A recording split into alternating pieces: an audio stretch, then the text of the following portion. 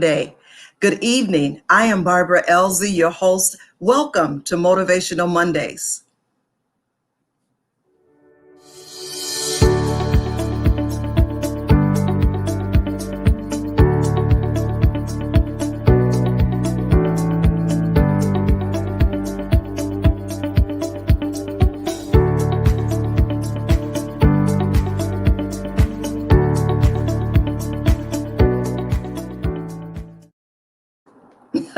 I love that theme music. Hey, good evening. This is Barbara Ellzey. Again, welcome to Motivational Monday. Again, we have an exciting broadcast for you tonight. Last week was just extraordinary. I'm still just really feasting off of the mental health broadcast that we had on last week and the information that was shared by Jessica Jackson and Lisa Camille Jackson. But tonight we have an extraordinary show again. This is something that really is dear to my heart.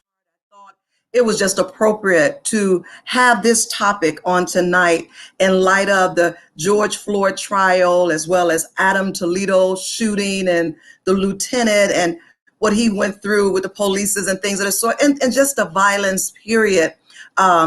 Just wanted to bring this show and just let's have a conversation about what's going on. So hope that you can, get some good information tonight, as well as, some of those stressors can be relieved. But tonight we have, again, two exciting women, Reverend Didi Osborne, as well as attorney April Pryor.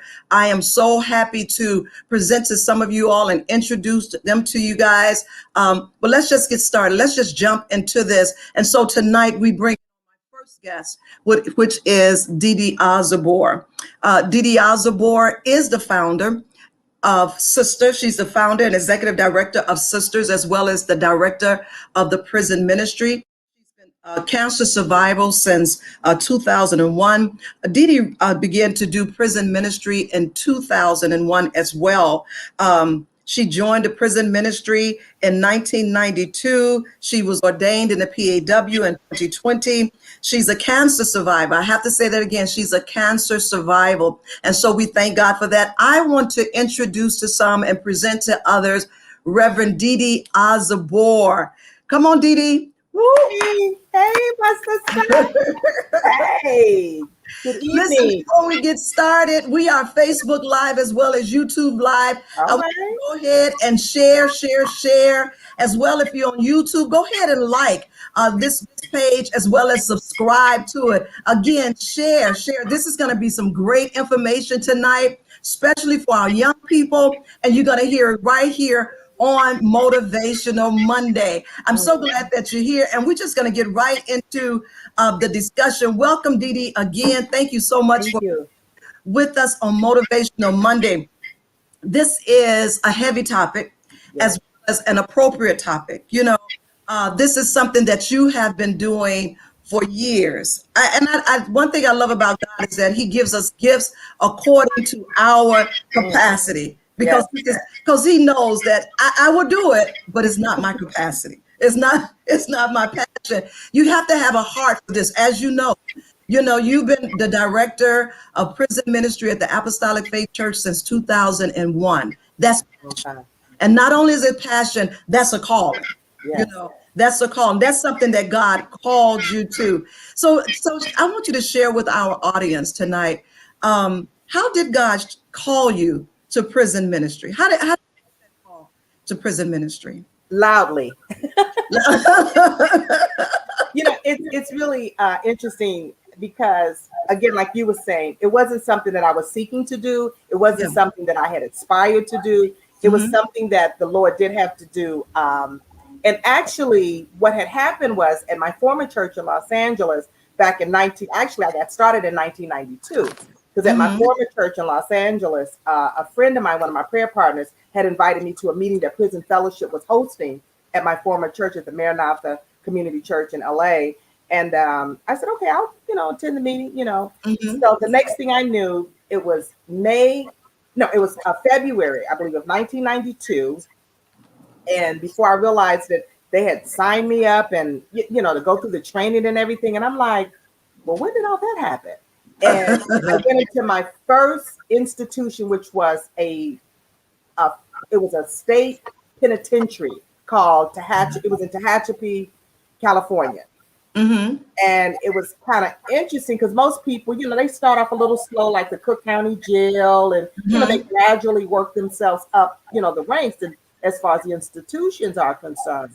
But Mm-hmm. I just like jumped in, and Barbara, I'm telling you, my sister, it was so scary at first because when you have to get into the trap, which is you go through the first door and you hear these loud locks, and then Yes. everyone has to be inside before they can open up the other side, to let us into the facility. Right. And today, 29 years later, I don't hear locks, probably because we run in our mouths and talking, but, I don't hear that anymore. But that stood out so heavy with me that I said, I can't do this.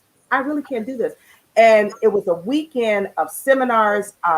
We went in, we did our first session that Friday evening, and it was a 2-hour drive from Los Angeles. So we stayed with some people, some volunteers of Prison Fellowship Ministry, which made it even extra nice because when we left the prison, we went to their home and fellowship and broke bread and ate with them. Mm-hmm. We went back Saturday morning, and then at lunchtime, we ate with the inmates. Mm-hmm. Ate with them in the mess hall, and then we went back and did an afternoon session, and then Sunday we did the last session, gave them certificates and everything. So my first experience was in a penitentiary where you see the guy Wow. walking around, with AK-47, guns, and Wow. you have to walk across the yard to get to the chapel. And I was like, what did I sign or let them sign me up for? Because Uh-huh. surely, like I Uh-huh. tell people, look, I'm from Chicago. I really could have done some time myself, but this is not what I want to do. I do not want to do this ministry. But here we are, Wow. 29 years later. I pray to go in, and they pray to come out. Wow. And you say 29 years, Yeah. right? Of going in, and you go into 5 prisons.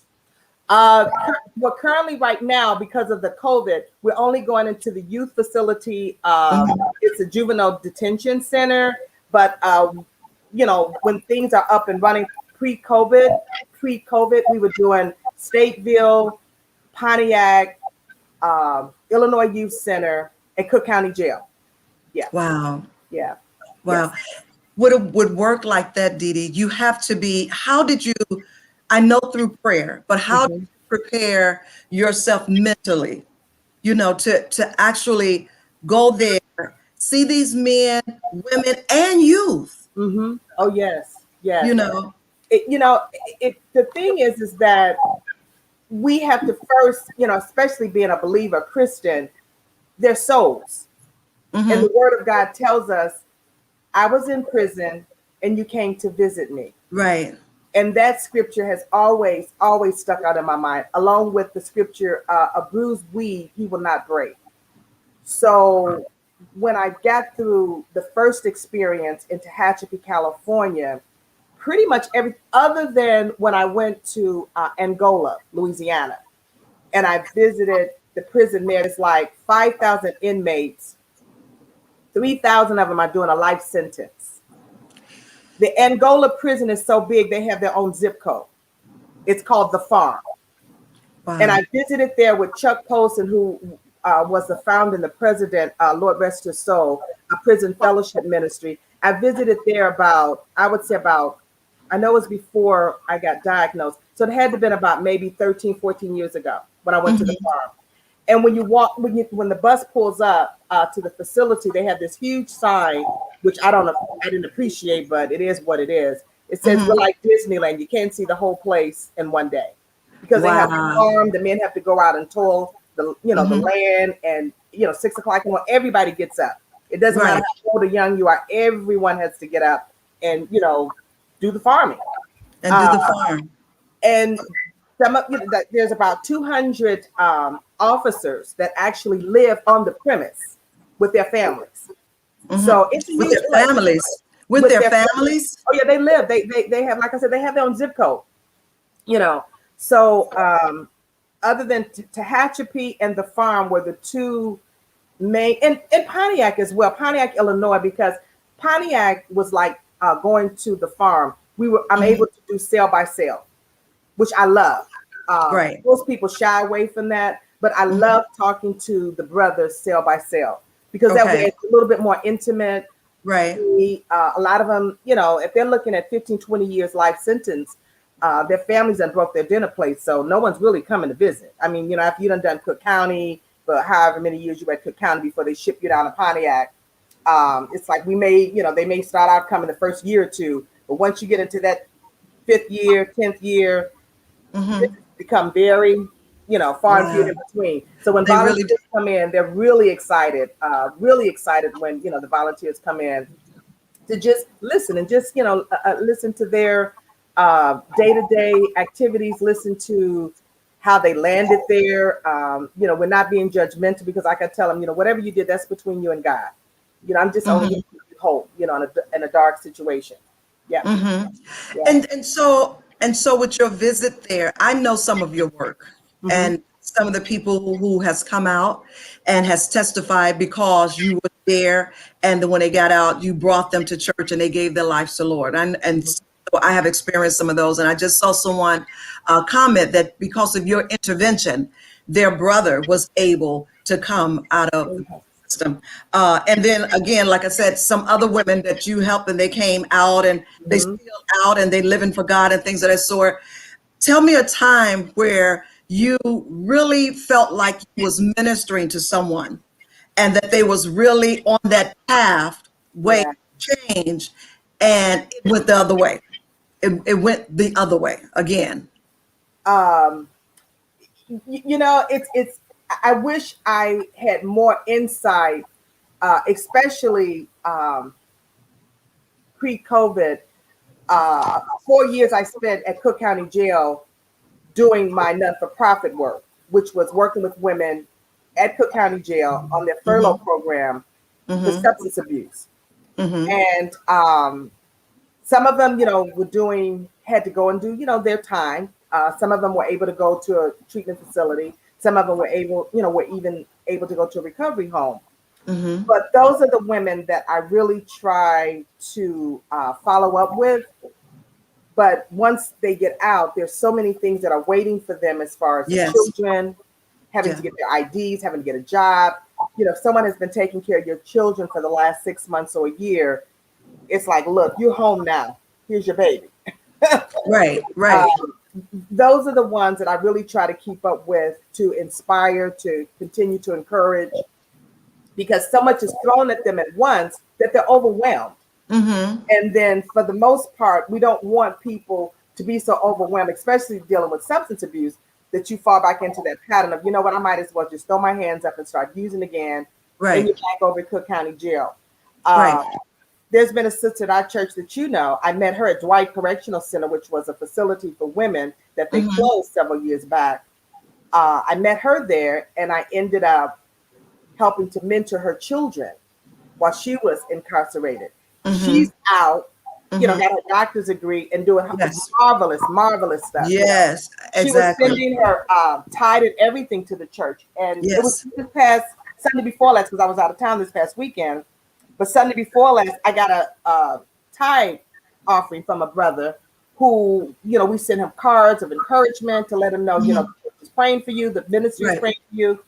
He just sent $105 check.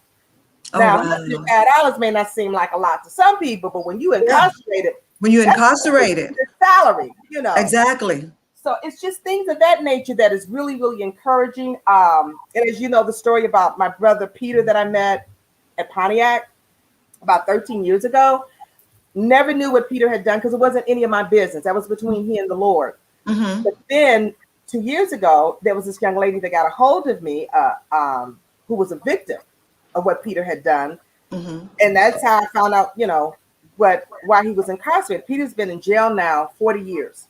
And she just wrote her book called Miracle of the Long Journey Home. And, it's just things of that nature, things that the Lord allows you to experience. Right. Um, to me, that's just not the norm for me. And to be able to hear the stories of how God have moved in the lives of the inmate, as well as, and in this situation, someone that Hmm. was, had been victimized. Right. And And Peter are like now and best friends. And just to interject, this is truly Mhm. this is a God's work. Again, Yes, yes, this is work that you have to be called to. You know, yes, you definitely have to be called to it, and God definitely have to prepare you mentally, spiritually, emotionally to do this work. I never forget. I was saying in the back room how once I went with you to the prisons, mm-hmm. went into a women's facility, and it just really messed me up. We was talking to this young lady, and she said, and I don't think she wasn't in her 30s. She probably was in her early 20s, maybe. And Mm-hmm. she said, I didn't mean to kill her. Mm-hmm. And that just really struck a chord with me because I'm like, Mm-hmm. that sometimes you don't know the longevity or the what's going to come afterwards, Absolutely. moment of Absolutely. anger, of your moment of anger. And she said it so innocently. Yeah. She said, I didn't mean to kill her. You Mm-mm. know, like that, but you did, you did Yeah. kill her. And so now your life is prison. Right. This is Right. your life. And Right. she cried, and I felt so bad. I wish I could have just picked up and said, y'all, she didn't mean to do it. She Right. let Right. out. But Yeah. it's not like that. Mm-mm. And Mm-mm. so a lot of times, the aftermath of things that Yeah. do, we don't think about it. But that's one experience of going into prison that really stands out in my mind when she said, Mm-hmm.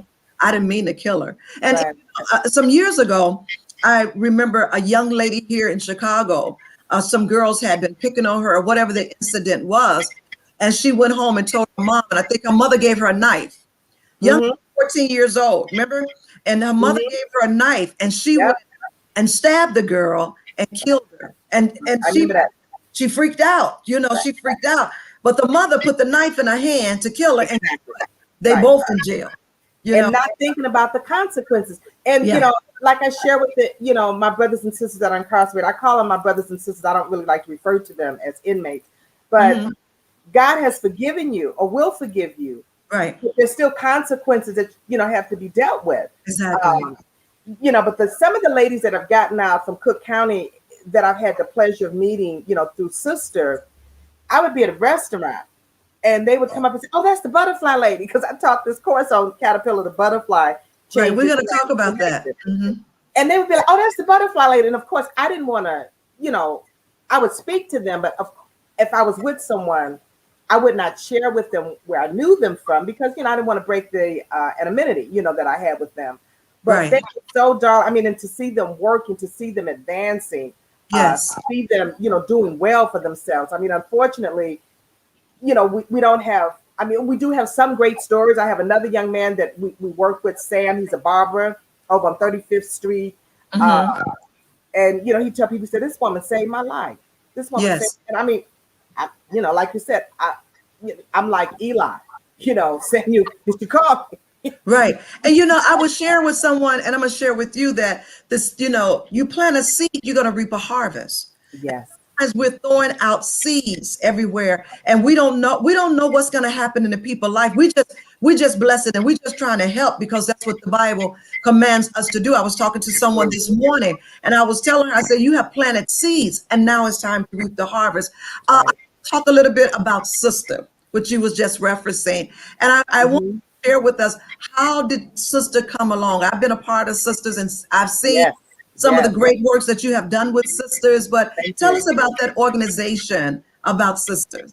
Well, I was sitting in Cook County in the men's facility one Sunday, and I was thinking about, as I was sitting there, as the service was going on and, invocation and everything was taking place, I was sitting there thinking about the women. Mm-hmm. And for me, it was just at first easier for me to deal with men, even though there was a time when we used to go to the Metropolitan Correctional Center and we would do 3 services and one was with, Mm-hmm. and like you said, because the women, they leave behind, not that the men don't leave behind the children, but, the women are the nurturer. Right. So, when a woman is crying about her babies and, I Yes. was taking care of my children. And I mean, that's some heavy stuff to deal with in addition Mm-hmm. to the fact that they're incarcerated. So that's when the Lord put on my spirit, I want you to deal with women and women on drugs. And I'm looking Mm-hmm. at all like, is he talking to somebody else? Mm-hmm. Because I don't want to deal with women. I don't want to deal with women on drugs. I'm like, Lord, it's been some time since Right. I've done my, situation. But here we are 15 years later, started out at the women's treatment facility um, over on Ashland and Lake. And from there, I says, okay, let's go to Grace House, which was a recovery home for women. Yes. Women were coming from everywhere. They were coming from Cook County Jail. They were coming from just various places, off the street, wanting to be able to stay there for 6 months, 3 months, 6 months to get their lives together. And then that's when it was like, okay, now you need to go into Cook County Jail and deal with the women. Still doing prison ministry with the church. Right. Now you need to go into Cook County Jail because now you can get the full, gamut, Yeah. the jail, the recovery home, the treatment facility. It was important for the organization to see all of that. So prior to COVID, we were at Haymarket working with the women, and their program is called WIT, Women Integrated Treatment. Okay. And these women are not only substance abusers, but they're also some of them, mentally ill. So they have what we call a dual diagnosis. Okay. Going on, but it just these are my sisters, so Right. it's important to me Right. that I give back. It's important to me that I support them in their time of need. However we can do it, whether it's giving them gifts, whether it's coming in on a Saturday and just bringing them inspirational blessings, however, whatever makes it work. Well, I remember once that you did Sister's Closet. Yes. Remember you did Sister's Closet? Yes. That was going on. Yes, I love that. Honey. Do that again. I was looking, I was like, oh my God. And then you had us there as volunteers Absolutely. to help them, choose some things. You were not volunteers, you were personal shoppers with them. Oh, we was personal shoppers. So we was helping them, choose outfits and put shoes with it, and everything was laid out, wasn't it? Remember? Yeah, that was cool. That was really, really cool. Some was shopping, some were eating and getting information about their health, getting information about their hair. Remember, some it was just various things going on. Some was getting mini manicures, so we had various things going on. But the thing that was so wonderful, you guys brought all these wonderful clothes, accessories, shoes, and then you brought the wonderful bags. You brought the Macy's bags, you brought the Nordstrom's bags. And these sisters actually felt like they had gone shopping. Exactly. Yeah. Matter of fact, we left there with some of the stuff because it was such quality stuff that it was. Hello. Yes, yes, we did. Yes, we did. I'm telling you, it was, and what I loved about Sister Closet, and I say this also when I do in a shelter, just because in the shelter, you don't want to just give them anything. No. And the clothes and the purses and the shoes and the jewelry and things that was there, just to see their face. Yes. See their face light up and everything, and they walking away with their stuff in Macy bags, like actually was at Macy. They were excited. They were excited. They was excited. You got to do that again. You got to do that. And, when I had the banquet, because remember I was having the banquets, and after my mother had passed, I donated some of her suits. Okay. And the women came because we would always have a table for the ladies at the banquet. And the women, and when they came and showed up with mommy's suits on, it was like, look, Sister Didi, I got on your mom's suit, I got on your mom's shoes. And they were so excited to do that. I said, yes. Yeah. The things sometimes, we're blessed. We're absolutely we're blessed. Yes. And sometimes we tend to just take things a little bit for granted, Yes, we do. Because we're blessed, because the Lord has blessed us, and we can reach in our closet and pull out what we want, and yes, we can. That shoe, we have shoes, and whatever.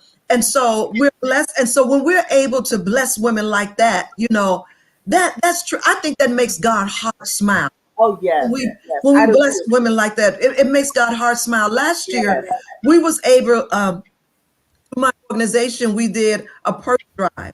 And the women, because of the pandemic, the women that donated the purses, they lost their mind. I can say that. And because I just asked for purse and hygiene products. They brought purses, and I'm talking Coach purses. They brought some nice stuff. They bought bucket bags, and in the purses they had silk scarves, They had jewelry, they had sunglasses, perfume, Oh, wow. Wow. lotion. They did it up. I was connected to this woman out in Lombard through a friend, Vera Martin, and she Katrina, and she has a resale shop. She took time and matched blouses with scarves and Oh, wow. jewelry. And so when we gave the purses to them, the purses was actually heavy, you know, The and stuff. to see them when they opened the purse, and just All to the see content. them, oh Yes. my God. Yes. And so what we did, we let them choose the purse that they wanted. We Oh, put that's all the purses on the table. Which one do you like? And I like orange, I like yellow, I like black, right. you know, and things. And And so that's so important. That yeah, is so important. it's so important. Instead of saying you take this and you get this, we let them choose. He said, when you have done it unto the least of my little ones, you've done it unto me. You have to give what, when you give to people that cannot repay you, they can't give you anything back. Right. You see? Right. So this is what God wants us to do. And that's why I think sister is so very, very important Thank you. for the women, because we have so many sisters that are going through things mentally, and, Yes. coming out of jail. But it's not like there's no more hope. You Oh, know, absolutely. and Right. we see that through the life of one of our sisters who went on to become a doctor. You know, That's right. That's right. And like I okay. shared with them, the only difference between you and I is I didn't get caught. Ooh, That's the only difference. that's the only difference. That's the only difference. And I also share with them, you haven't been arrested, but you've been rescued. That's Because great. some of them, especially in the treatment center, like I share with them, how do you know that the last hit couldn't have been fatal? Mm-hmm. So God has rescued you. He rescued you. You know, and Mm-hmm. the thing about it is the good, there's, it may appear that there's, even though they're in a dark situation, Right. that there's no good that can come out of it. But they learn how to be communal. They have Yeah. to live amongst each other. They have to Mm-hmm. socialize. Mm-hmm. They have to learn how to be disciplined and responsible, because you get a pass. You can go out on the weekend, but you can't mess up, your pass and Right. stuff. Right. So there's still a lot of good stuff that can come out of a bad situation, is what I look Yes, at. it is. And Yes, with it Mother's is. Day coming up, you gave me a good idea, because I said I have to put together. Last year I gave them Mother's Day and Christmas a really nice bag, but that's a good idea to maybe collect purses, Yeah. and then put hygiene products. Yes, in- right. Yeah, yeah. Exactly. That would be great. Thank you so much. That's a great idea. So I'm Yeah, going to and start doing my purse drive this week. you can do that. This is our 15th year of being in existence. We were Okay. April 2006. Yeah. Wow. And you know Yeah. what? And definitely, I want to partner with you. We want to partner with Yes. you Oh, and thank get you you. some purses as well, because, Thank you, my sister. Elder Howard says many hands make light work. Yes, true. That's true. He And said, even though I can't go into, I can still donate, because my friend that's the director over there at Haymarket, Mhm. they have so many. Like you said, Barbara, how many purses can we carry at one time, right? How many Michael Kors, how many coaches are in our closet? Okay, So yeah, we can get one of them up, if not two. Yeah. And I'm going to say this. Last year when the ladies was giving purses, they was giving Michael Kors. They was Yes. Louis. They was giving Coach. They were giving everything. You know why? Because people want to help. They want to do. Yes. They Yes. want to do. And so we was able to bless them on last year. And so your contact, there it is. Her contact information is on the screen. If you want to get in touch with her, if you want to partner with her and donate purses with hygiene products, please Thank you. reach out to her, and let's just all get in on this work and help our sisters who are going through some hard times right now. Yes. I was talking to someone today, and I said the main thing that you want to do when you're in a situation, don't let the devil incite you to riot, because that's what he wants to do. He That's wants right. to incite you to riot, and then step back, and then you standing there looking, crazy, because that he is incited you Absolutely. to. Again, this is Evangelist Didi Osborne. You all, Thank you. you've heard a story. You've heard about Sister. She is the founder and executive director of Sister. They having a purse drive for Mother's Day. We're asking all women, go in your closet, girl. I know you got some purses. We can carry a different purse every day if we wanted to. But go into your closet, get some purses, contact Thank you. Osborne, and fill the purses up, not just with hygiene products, but put some stuff in there. We silk scarves we don't even wear anymore. Jewelry, and I'm a paparazzi head, so I got, oh my God. And so let's just do that to help her. Dee Dee, thank you so much for Thank you for being here having with me. us. This has Thank been you. wonderful. This has been It's wonderful. been a blessing. My pleasure. I wanted you to share your story. I wanted you to share about sister and everything. I'm going to bring you back so we can continue this conversation. We got much more to Mhm. talk about. We got George Floyd trial that's going on out of Ooh, Toledo, yes. the young 13-year-old, as well as the lieutenant who was just pepper sprayed, and just Hmm. that's going on. And Yes. it may not, it may not be affecting us directly, but it's But it is. It is. indirect. It is. Yes. Because with my son, whenever George go out the house, That's right. the last thing I say to him is, come home. Yes. That Yes. George, come home. Amen. Because Yes. it's scary with sons, but It we're really gonna is. bring you back. It really You. is. Bring you back. Thank you so much for being here. Thank you for Thank you. having Thank me. you. Thank you. Wow. It's Hang been a out with us in the pleasure. back room. Hang out with us in the back room. I hope you guys enjoyed that. Listen, her contact information was on the screen. Make sure that you call her and partner with her and be a blessing to other women. We all have purses and jewelry and perfume we have bought, and lotion and things of that sort. Things that we have just sitting around in our house and just keep moving it from one side to the other, in the dress and stuff. We can bless someone else. So her information is on the screen. Evangelist Dee Dee Osborne, please reach out to her and be a blessing to her. Listen, I just want to share something with you guys before we bring out other guests. The Big Hats Brunch is coming.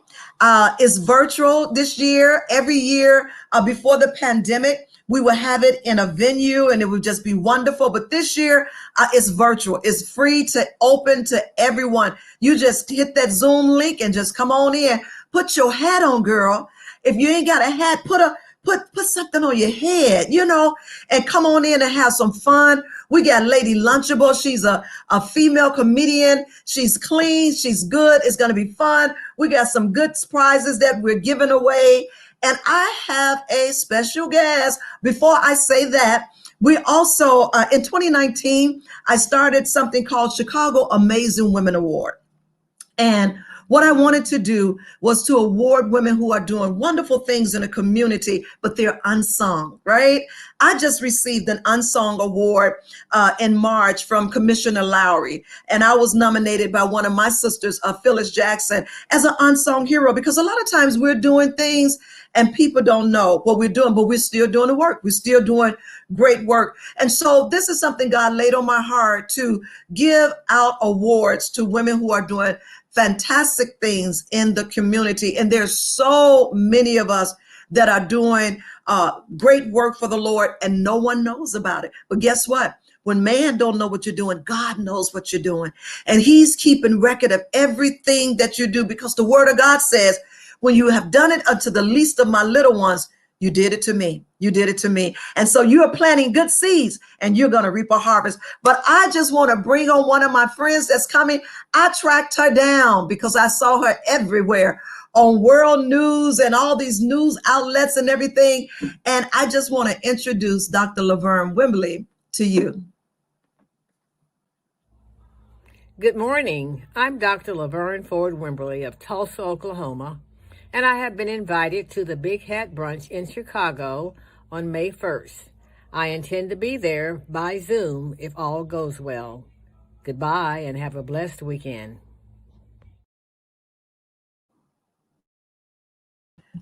I am so happy to have found her. I literally tracked her down and had a wonderful conversation with her. So she's going to be with us at the Big Hats Brunch. Again, tell your friends, your sisters, your nieces, everybody.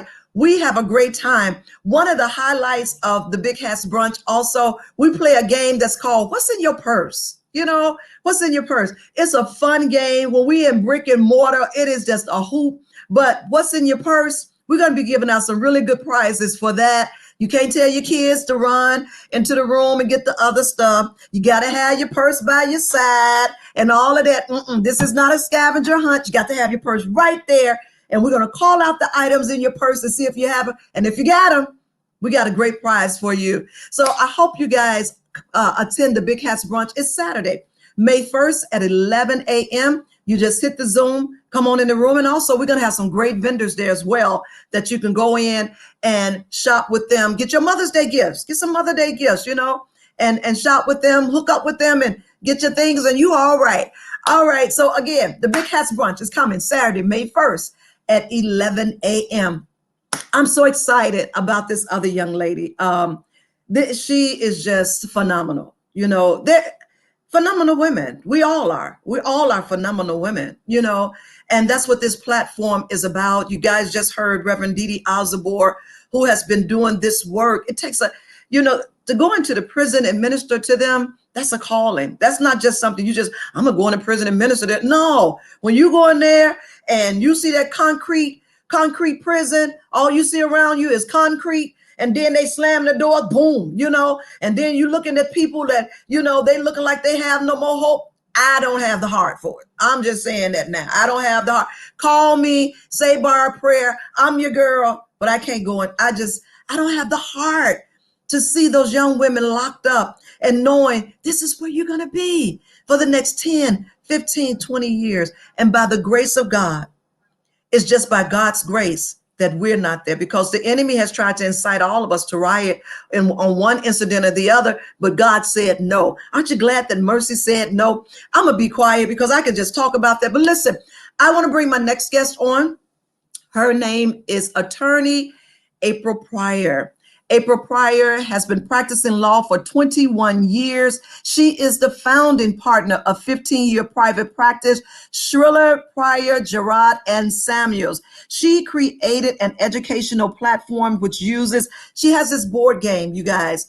She has Just Us Junkies. She has Tries and Triumphs board game that teaches us how to, teens as well as adults, how to interact with the police. This woman is phenomenal. She has been everywhere. Channel 7, V103, ABC News, NBC News. And I said, April, you got to come on Motivational Mondays. And I'm so glad that she's my friend.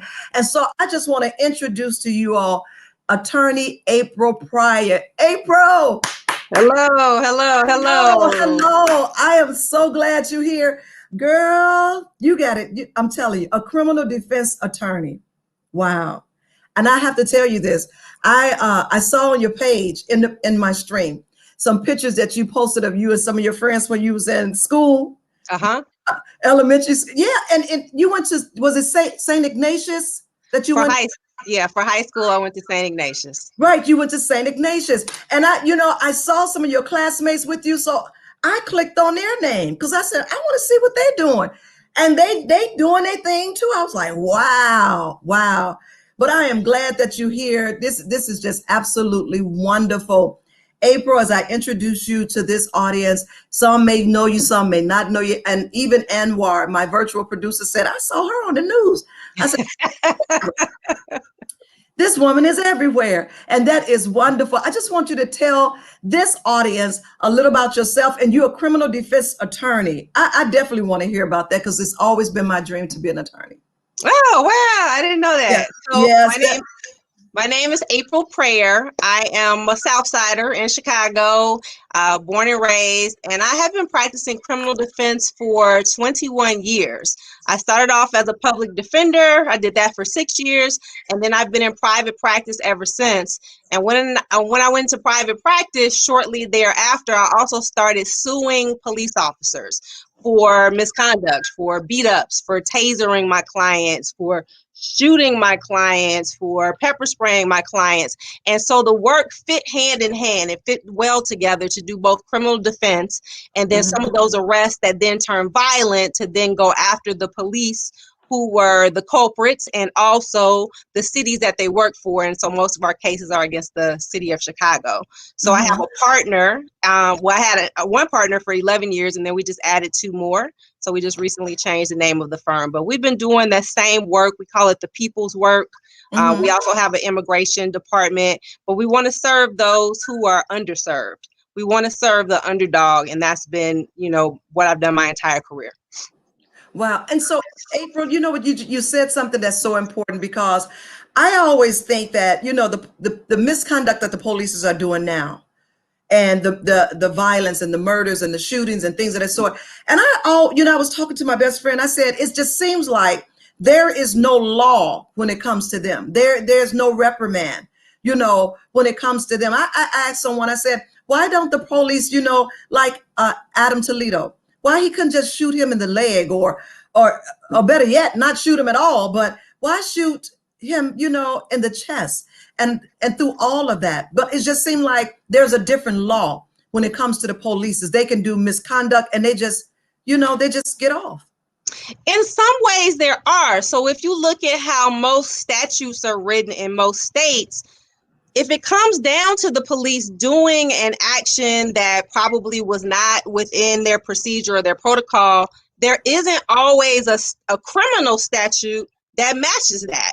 So prosecutors may very well go ahead and charge someone, but they're struggling flipping through the law book, because when the law book was created, they were thinking of you and me. They weren't thinking of the officers who might commit crime. So that's number one. But number two, the issue is prosecutors are very reluctant to prosecute their partners. They work with police officers every day. Police officers serve as their star witnesses on probably 99% of their cases. So it's a very difficult situation for prosecutors to therefore be in. A lot of the prosecutors have political aspirations. A lot of them want to eventually be judges, and the Fraternal Order of Police around the country are a very powerful institution. So most of them don't want to rock the boat for a case they know they will probably lose, because the third obstacle they have to charging these officers is jurors of all races, Black, white, Asian, Latino, etc., favor cops. In fact, when the judge goes and asks the initial questions, where do you live? What do you do for a living, sir? They give them a standard instruction asking the question, are you going to be inclined to believe an officer over a regular witness? And you see hands fly up. Yes, absolutely. My nephew is an officer. My cousin is an officer. My neighbor is an officer. I come from a family of officers. Or you have people who have no relatives who are police officers who just say, yeah, they have a hard job and I'm going to be inclined to believe them. But remember, when they're being asked this question, they haven't even seen the officer yet. They don't even usually know the officer's name, and they have already said that they are going to believe him over you, and they don't know either of us. Wow. I have to talk about when we was younger, and we was talking about this at breakfast this past yesterday, Sunday. And I remember when we used to, when Officer Friendly, we used to call the policeman Officer Friendly. He used to come around to our class. They used to give us coloring books, and it was just a respect of thing. But now it's just, where did it turn? Where did that turn? Where the cops went from being looked upon as, they was respected. We trusted them. Now there's no, we don't know what they're going to do. We don't know what police is going to do. And the public feel like we don't have any protection from them. Look at the woman whose house that they went to, and the woman standing there naked for all the time. Is that justified? No one could have told her, get her something to put on. No one have a sense of some type of accountability or just morals to say, give this woman something to cover herself up, Well, I think you touched on what changed. The police officer's behavior hasn't changed. It's always been the same. What has changed is now we all have these shiny devices in our hand and we can record what's happening. Or the police have a camera on their chest, a body camera or a dash camera, or there's a surveillance camera. The only thing that has changed is the presence of the cameras. The police have always behaved in this manner. And I'm certainly not saying all police are dirty or all police carry themselves in that way. But what I'm saying is the only thing that is new is the cameras. And because there's social media, because we can access these videos so easily now, it seems like it's more prevalent. And so now there's more distrust. But the behavior's been the same for a long time. In fact, when a lot of these protests started, I was like, oh, it's about time, because I've been hearing these stories for the entire 21 years I've been practicing. But they Mhm. weren't hitting ABC News. They weren't hitting Fox News. They were hidden because the people would come into my office or they would come into the public defender's office and they didn't have any proof.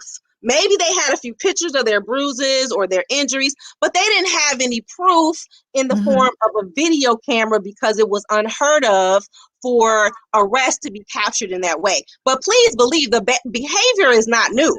It's not like police suddenly started acting out. This has Mhm. always been the case. They just haven't been caught on candid camera, as you know, that TV show used to say. They're caught Right. on candid camera now. Right. And this is the worst part is they don't care. So the Yes, thing that's yes. interesting is the Yeah. studies have shown that the presence of a body camera does not deter bad conduct. So they know they're being videotaped, and that Mhm. does not deter their conduct. That does not deter them from knocking you straight upside your head, which is what happens with a lot of these Black Lives Matter protesters who are completely, passive and peaceful. And they routinely come into my office and say how they've been physically abused by officers. Wow. And those cases, have you won many of those cases where you say, you all sued the police? How did that go? And also, and to tag onto that, suing polices because of their misconduct or because of their over aggressiveness. Have you had any backlash from that? Any bad experience from that? Going. Well, one, we have a lot of success with suing municipalities, in particular the city of Chicago. So we've had a lot of success because they know that we're fighters and that we are inclined to go to trial. We'll take you to trial. We don't have to, you don't want to settle with us, if you don't want to make an arrangement with our client, we'll go ahead and take it to trial. No sweat off our backs because all of us are trial attorneys. So we've had a lot of success with winning those cases. But yeah, there's always a backlash. It means that the police know who I am. It means that my name pops up on police blogs. It means that, they dog me out. They dog my law partners out when they see our names in the media. So yeah, there's always a backlash for that. But then on the flip side, like I said, we have a lot of success. But the problem we run into is some of the cases that come into our door, we can't take every case, obviously, but our client's conduct is just as important as the cop's conduct. And this is where we get the most pushback. So even with my game that you mentioned, I get a lot of pushback when I say that you still have a responsibility to conduct yourself in a particular way with a police officer. So yes, if we have a lawsuit that we want to file because the police officer hit you or struck you with a baton or did something to you, that's more difficult if you were kung fu fighting with the cop before it happened. That's more difficult if you had some sort of weapon on you. That's more difficult if you resisted in some way, as opposed to this cop is crazy, he's acting crazy, and you did nothing to warrant that. So the two go hand in hand.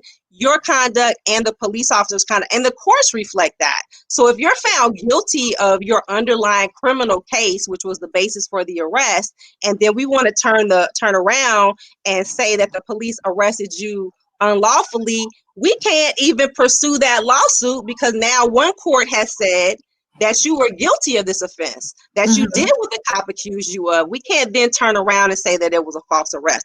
So the two, even though they're in two different courthouses, they can't impact one another, but because your conduct matters. Your conduct, because of your conduct matters. We was watching the young man who the cop, Dwayne was his name Dwayne, that she just used a taser on. I may have his name wrong. She thought she was using a taser, but she used a gun. Oh, Dante, right? Dante, and my son is 29, and we was sitting and we was watching, and he was like, "Don't do anything." You know what I'm saying? It doesn't justify what she did at all. And I said, and I told my son, I said, they probably scared. He's probably scared or whatever, and things of that sort. And I want to talk about the board game that you created, first of all. And you got a lot of traction with that too. I noticed that from when you first brought it out. I see that that board game is really moving, because it's very important for our young people to know, and adults to know, how to interact with the police, because we don't know what's going to jump off. We don't, a lot of them are rogue. We don't know. And as you said, we have to watch our mannerism, our behavior, and but what about those? Let me ask you this before we talk about that. What about those young men or men who are watching their behavior, who's not resisting, who's not fighting back, who's not being belligerent? You know, we saw that with the lieutenant sitting in his car. He kept driving until he got to a gas station because it was lit, and that was the right thing to do. So what about those who are not acting, in unseemly, and they still get what they get from the police? Well, I have a different eye. So when I watch these videos, the general public might say, oh, he did nothing wrong. And in my mind, I'll say he broke one of my 4 rules that I teach in the game. Okay.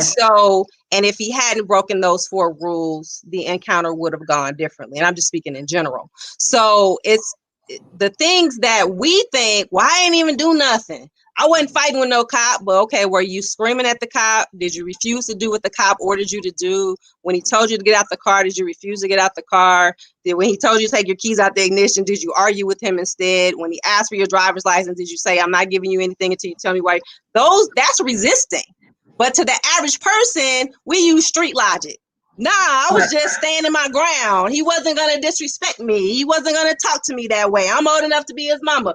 We got street logic going on. That street logic isn't going to serve you in a court of law. The judge don't know nothing about your street logic. So that's why I teach in the game. I teach definitive rules. So the thing is, the rules apply whether it's officer friendly who's walking up to your car, or if it's officer not so friendly walking up to your car. We want to change our behavior based on, oh, he was nice to me, so I talked and I told him, yeah, I missed that red light, and I ran my mouth and I told him because I figured he would let me get out of this ticket, as opposed to the mean officer comes up and we want to go to battle like we arguing with somebody, behind the counter at a store. So this is the whole thing. The rules for you, your behavior should be the same regardless of the personality of the boy in blue who's standing at your window. And that's the thing. We want to switch it up. If he's a jerk, we want to be a jerk. If he's nice or she's nice, we want to be nice. And it can't be that way. Your behavior needs to be the same. And so I teach uniform rules that you can do in your household and teach to your son, that somebody across town can teach to their daughters, so that if they all meet up in the same car, we're not all doing 25 different things because we were taught differently. So, April, I see someone is interested. He's asking what's the name of the book. It is actually Yvette. It's a board game. So would you talk about that? Would you share that with them, and when it was created, and what it's been like 3 or 4 years now? Is it 3 or 4? No, it just came up on 2 years. On 2 years. Okay, 2 years. Okay. Yeah. Okay. All right. So this is the board game. It is called Trials and Triumph. And Trials and Triumph has 2 worlds. There is the world of possibilities, where you graduate high school, you graduate college, you buy your first house, you have a child, you buy a puppy, ups and downs of life. And along that great path, you stop on a flashing light square. And that means that you have some sort of police contact. Maybe the police officer pulls you over because your tail light is out and he wants to give you a warning. Or maybe he pulls you over because your car matches that which was used in a drive-by shooting. You have no idea until you land on that red space, and then you pull a red card, which also says flashing lights. On the flashing lights card, each one of these cards has the cards total have 54 different real life scenarios that you can find yourself in. Scenarios that my clients have experienced, scenarios that my colleagues' clients have experienced, but all of these are real life things that can happen to you 3 minutes after you play the game.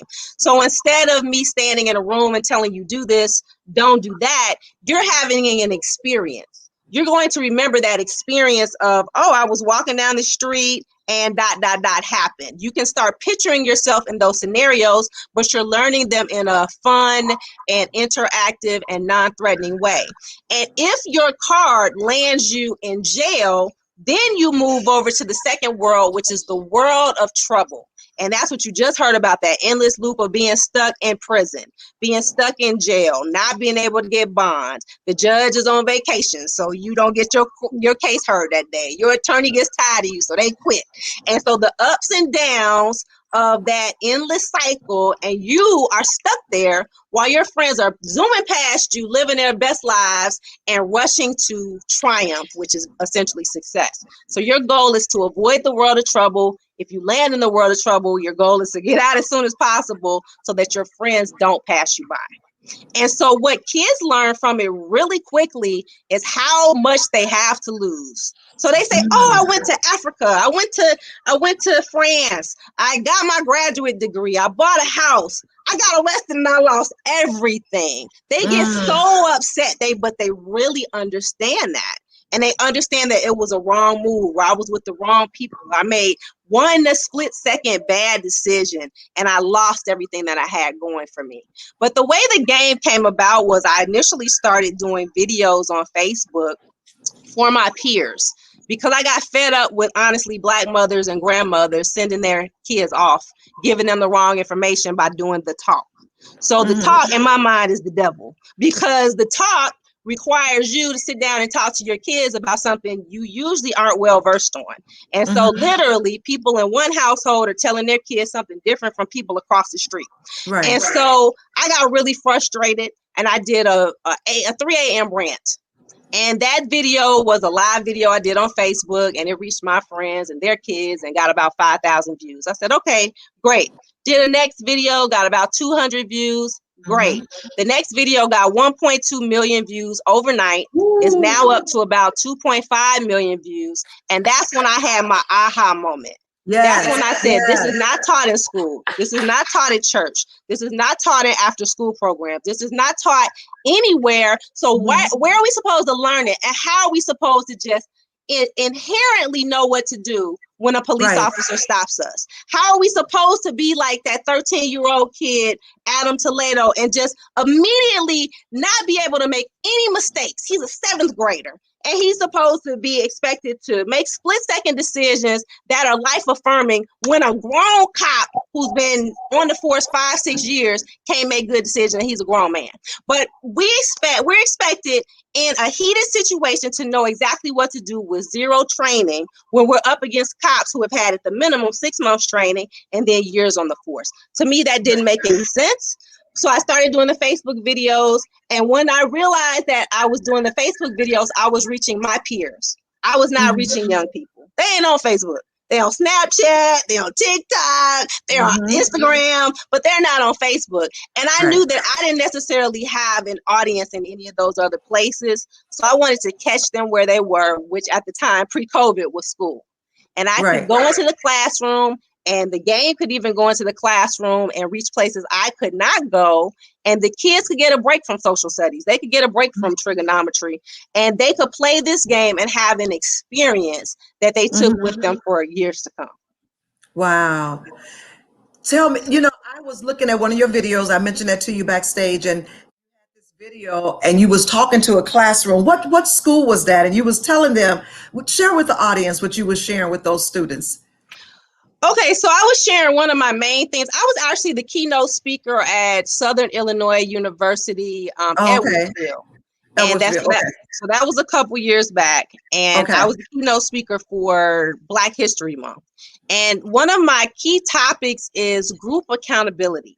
And we were talking about this in the backstage before we started the show. Group accountability is like the hardest thing for me, not only to explain to young clients, but also to explain to their parents and grandparents. And that is, if 4 of us go decide we're going to rob a fast food joint, and I'm the lookout, and someone else is the trigger man, the lookout is going to get arrested and charged with the same thing as the trigger man. And kids don't get that. They say, all I did was sit outside in the car and wait for so-and-so to come out. I didn't have a gun. I didn't touch any money. I didn't go inside. Well, guess what? It doesn't even matter if you all discuss it in advance. You all are all part of a group crime, and you are therefore all contributing to that crime.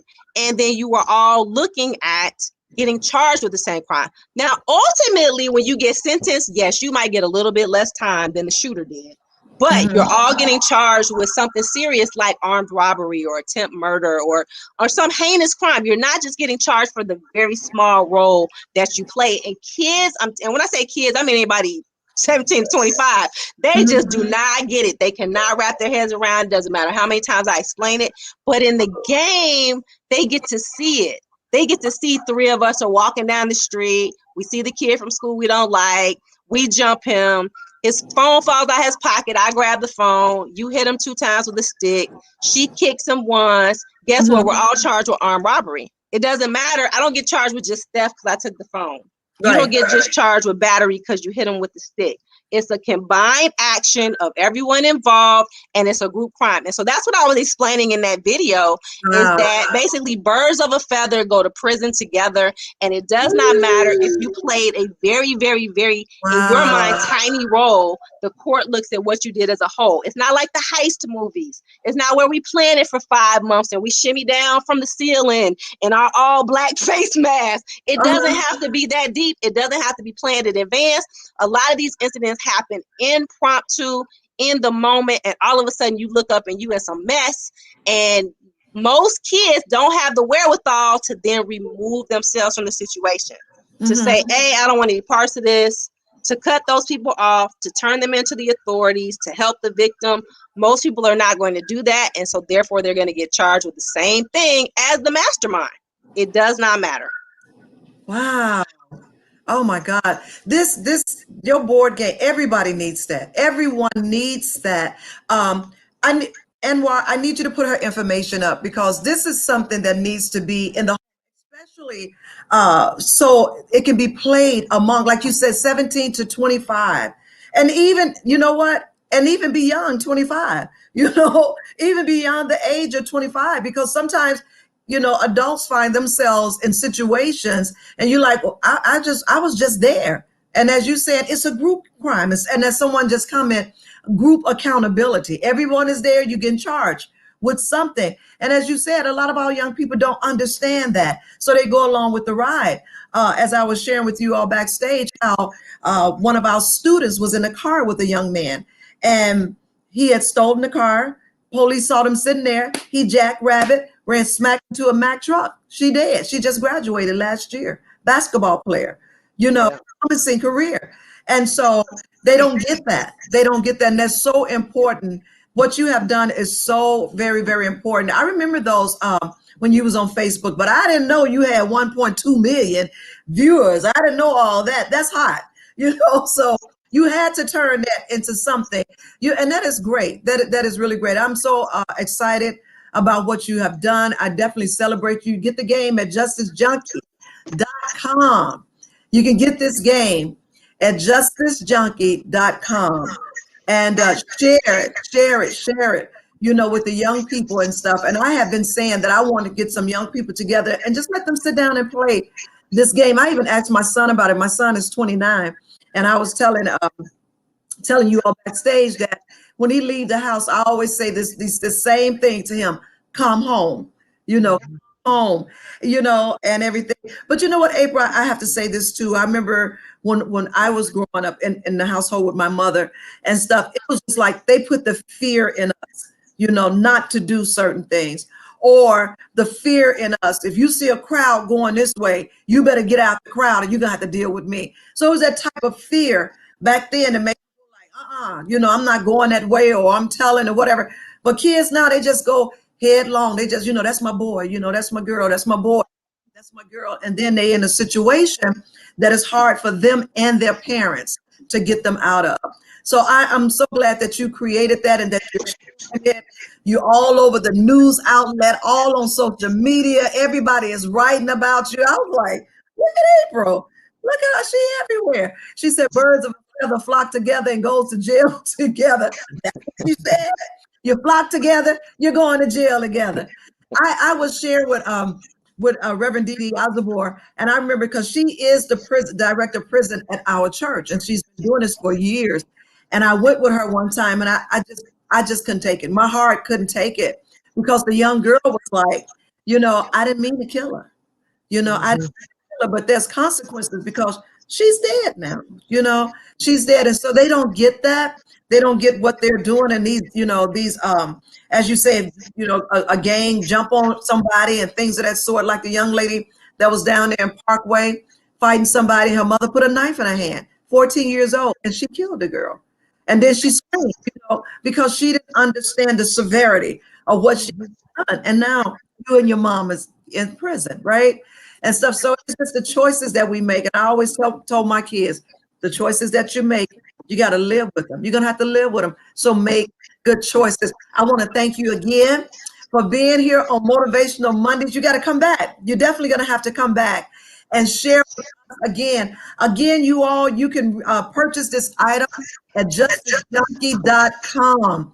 Justicejunkie.com. You can purchase this board game, share it with young people. You sit down and play it as well with your young people. I got to get that. So my son and my grandsons, I have four, well, the little two young ones, they can't do it, but and just play that with them so they can see the severity of this game. But April, I want to thank you so much. Hang on. I want to bring back Reverend Dee Dee Osborne to join us. We're going to continue this discussion because I got some things that I want to definitely want to get you all's opinion on. So if we can bring back Reverend Dee Dee Osborne. Here she comes. Yes. You guys have been fantastic tonight with this information. Oh my God, this is wonderful. And what April was just saying, addressing the young people with what she's saying as well, that is excellent. I just want, we have so much going on. And as I was sharing with Dee Dee earlier, April, that we may not be involved directly, but the violence and the murders and things that's going on, it is affecting us indirectly. It is. We stress it out. And again, especially as mothers, look, we don't even have to be a mother. Just seeing the injustice that's going on, in the land. You know what I'm saying? Just seeing the injustice. My son is 29. He'd be like, I'm getting ready to go over. No. And I tell him, you're not going over there. You're just not going. You just can't go where you think you can't do it.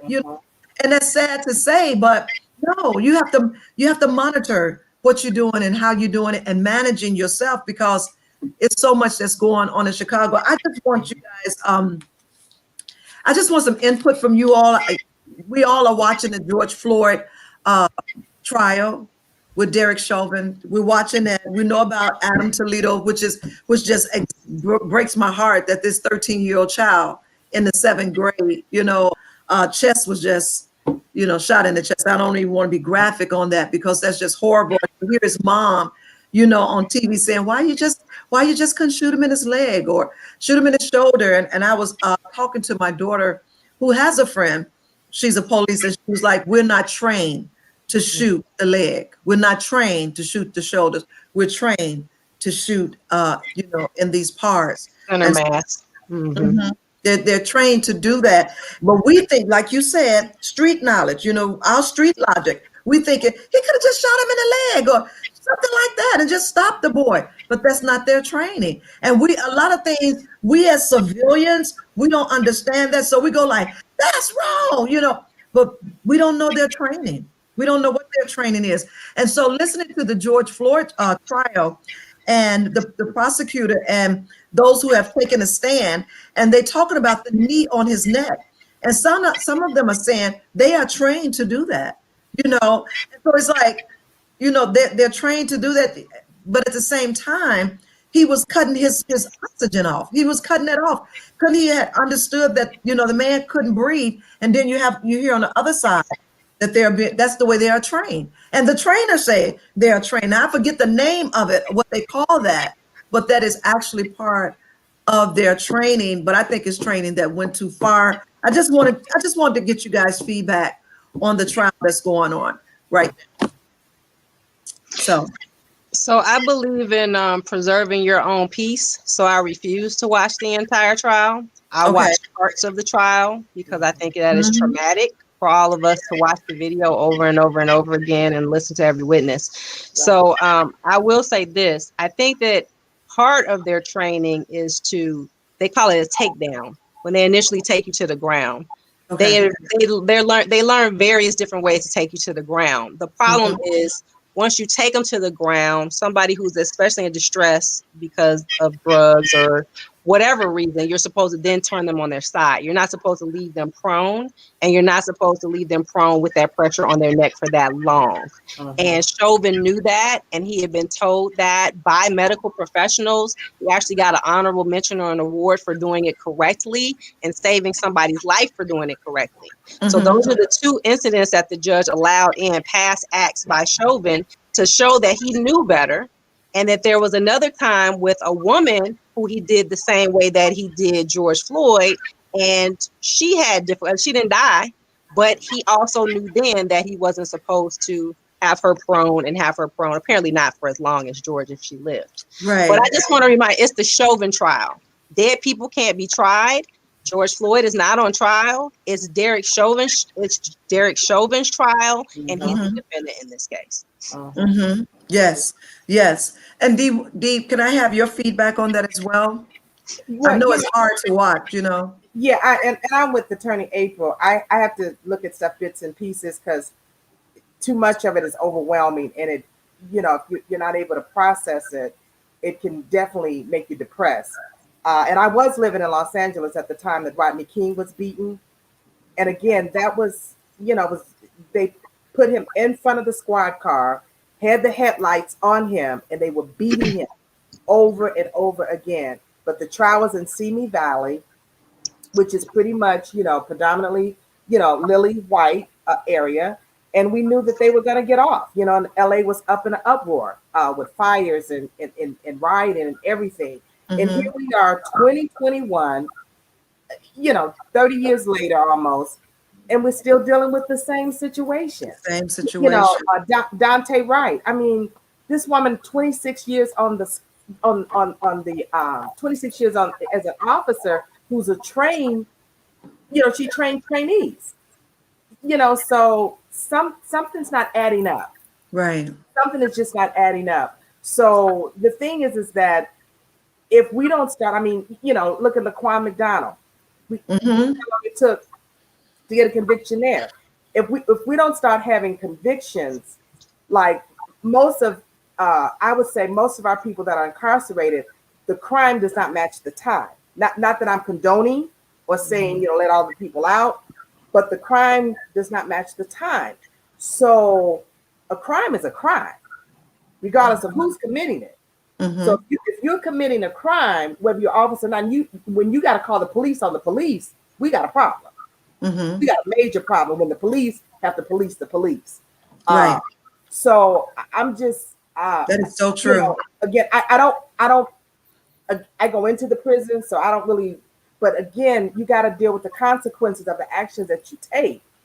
You know, and if you've got police officers and people saying, and this is kind of like they done broke the blue code to come out and say that, you know, it was excessive. You know, you had EMT, it was excessive. You had a chief to say it was excessive. So it's going to be interesting. I hate to say, but I would hate to be, I mean, I will do jury duty because that's my responsibility. But I would hate to be a jury on this trial. Yeah. Because the outcome is going to have a rippling effect, not only up there, but we know across the United States and even across the water, across the pond, for that matter. Right.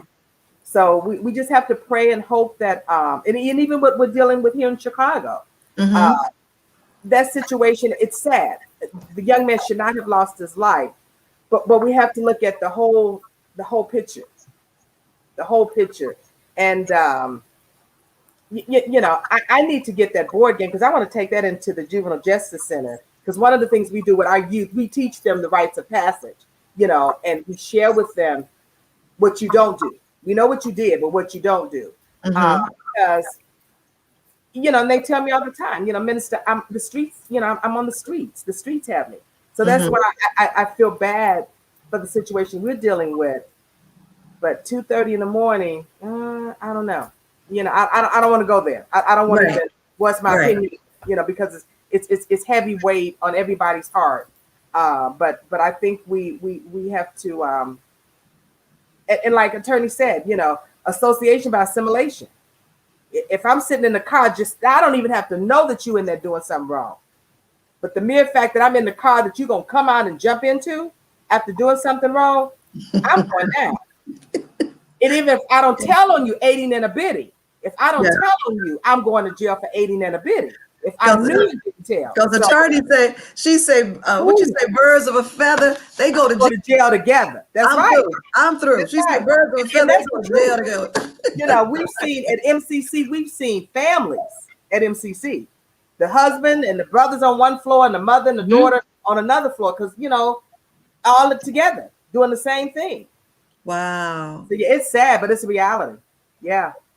Wow. We have our work cut out for us, and I'm ready. Yeah. Yes. I think it's important to take it into the juvenile justice system, because whether you're in the juvenile system or you're in the adult jail system, you know what you did wrong in your instance. Right. You don't know walking out the door what you should do differently in a different instance. Right. Maybe you didn't go to jail for a group crime. Maybe you come out and you commit a social media crime. And so that's what's good about the game, is you see all 54 different scenarios all across the board. You're in the store, you're on the street, you're in the alley, you're in a car, you're in a house, you're in all these different situations. So you don't have to memorize them, because you had the experience of saying, oh my goodness, why would I do that? And so if you find yourself in that position, you immediately know what not to do. And that's what being in jail isn't going to teach you. That's what being in the juvenile justice system isn't going to teach you, because you're going to be so focused on your crime and people who committed crimes similar to yours, because you're going to be comparing. But aside from that, you're not going to know what to do differently when you come out oftentimes, especially if you're a kid. Attorney April, would you touch on this about cyber? Is it still the same with cyber violations, or I don't know the correct term, but is it still the same when someone is being bullied on cyber?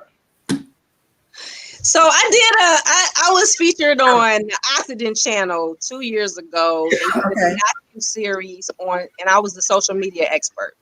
And so social media crimes. And so what we have seen is an uptick in social media crimes, whether that is filming a violent crime and posting it online, whether that is an adult contacting a child for sexual gratification online, whether it is me cracking your credit card and using it online. So you see the full range, and because all of us have access to the internet, you see it more and more. And so the thing is, people are finding ways to violate others so fast online that the crimes have to actually catch up. So each year they're creating new crimes. Oh, okay, now we need an identity theft crime or cyber crimes, or oh, now we need, this new category of crimes. And so the law is always like a half step behind when it comes to the internet, just because technology moves so quickly. But they're opening entire divisions in every prosecutor's office in the country. And what the people who commit these crimes don't understand is there are already sections of police departments, sections of the FBI that they do nothing but sit on their computer and watch who's doing what. Sit on Facebook and see what stupid stuff you posted. Oh, you posted guns on your bed and money? Where'd you get guns and money from? Let me knock on your door and see what I can investigate. And that's what people don't think. They think social media is a bubble. They think that even when they're emailing or they're in these dark rooms in chats, that is a bubble and nobody can see them or access them. And that's simply false. And then you find out the hard way when the feds are knocking on your front door. Wow. This has been. And then, Attorney April, share, if you don't mind, sharing federal crime versus a state crime. Fed crimes in general, just in a nutshell, to sum it up, they cost a whole lot more, and you're looking at so much more time. Yeah. Because the feds wait. They're not gonna run in the first time you break the law. They're gonna set up surveillance. They're going to tap your phone. They're going to have somebody across the street watching you. They're going to have somebody infiltrate your group who's undercover. They're going to have you every way they can. And they can watch you for up to 6 years before they charge you with anything. And so when they move in, they've got so much irrefutable evidence that you're like, well, I didn't do that one day on April 14th. But you can't account for the other 22 dates that you're on video and audio, and they got your phone tapped and they're playing the recordings back in court. So that's why the feds, I think their win rate is like 96% or something. Although I have one federal cases, but they have like a win rate like way that's really high. And because of that, the attorney's fees are going to be astronomical, like usually starting at $20,000, $30,000 for federal cases. For state cases, you can have anything as small as, I slashed my neighbor's tires because his dog peed on my flowers. I mean, it can be something super minor to something super major like murder. But the federal cases, you're going to see a lot of conspiracy cases, a lot of drug cases. They call those the RICO cases. You're going to see them taking down huge operations of people, starting with the low man on the totem pole because they want him to rat out the person at the next level. And that person to rat out the person at the next level so they can eventually get to the big fish. So it's not unusual to have 20 people all arrested, and they'll all arrest you all the same time so that you cannot warn one another. Everybody get arrested at 3 a.m. on a Tuesday so that you can't get on the phone and start saying, hey, hide the money, hide the drugs. So a lot of them will be drug cases. A lot of them are money laundering, white collar crime. You see a full gamut in federal court, and what you're starting to see more now is murders tied into the drug conspiracy. So maybe I didn't commit the murder, but I'm part of the drug conspiracy, so I might be charged with the murder too. Wow. So that's what's really tricky. And the other major thing about Fed cases is a lot of times you are looking at life for drug cases, which would be highly unusual on the state side. So that's the 80% of the time. Yeah. And then gun cases, at least in Illinois, that would have just been state cases when I call him the Orange Devil. Trump worked with Lori Lightfoot, who I'm also no fan of. When the two of them decided that the feds could come into Chicago, then what we saw is cases that would have been gun cases in state court suddenly got upgraded, got taken out of state court, then over to federal court. So now people are looking at major time for the same acts that if they had committed in state court, they would have gotten a lot less time for. And obviously, again, they're more expensive over there than they are in state court. Wow. Listen, you guys, you all have been fantastic. A lot of information has been shared. A lot, you know what? And we can go on and on. This has been really, really amazing. And the information that has been shared. Again, listen, you all, you can purchase this board game, Just Junkies. You need to get that for the young people and really sit down and play it with them because we're all still learning. You can get the board games, Trials and Triumphs for 13 and up at justusjunkie.com. Go there and purchase your board game and share it with your young people so they can learn what, that world that they could have and that world that they don't want to step into. And again, also with Reverend Didi Ozabor, she's having a purse drive for her women as sister, women who has come out of prison and trying to get their lives back on track. You want to support her with that as well and give purses that you're not using. We all have purses and shoes and all of this stuff, and be a blessing to someone. Her number is here on the banner. Contact her and be a blessing to her. Well, listen, that's all the time that we have. This has been wonderful. Thank both of you all for being here. I thank you for the information that you have shared. This has been phenomenal. It really has. And this has opened the eyes to even us adults, of some things that we didn't even know. So I thank you for that, April Pryor. And also Evangelist Didi Ozabor. Keep up the good work, both of you all. And we'll see you all next time. We got to bring you back. Thank you, Evangelist. Thank you. All right. Thank you so much. Bless you. Nice meeting you. Thanks for your good work. Don't hang out in the back, guys. Wow. Wasn't that great? Just great information. And both of them are just filled with so much information from the work that they're doing. Listen, guys, that board game that she created, I remember when she created that, it is a wonderful tool to have to teach our young people how to avoid having a prison life, right?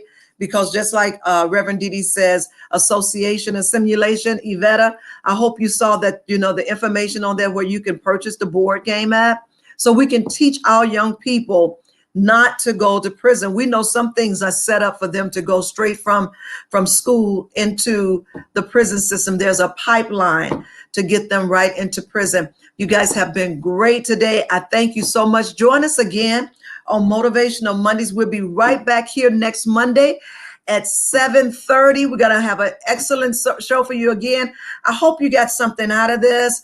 Pray for both of these young ladies, both of these women, as they continue to work with the prison system. And attorney April, as she's suing police, we definitely want to put her on our prayer list, because I'm concerned about the backlash that will happen because she's suing police.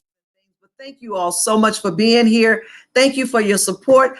And I'll see you next Monday on Motivational Monday. Have a great week, everyone. Thank you so much.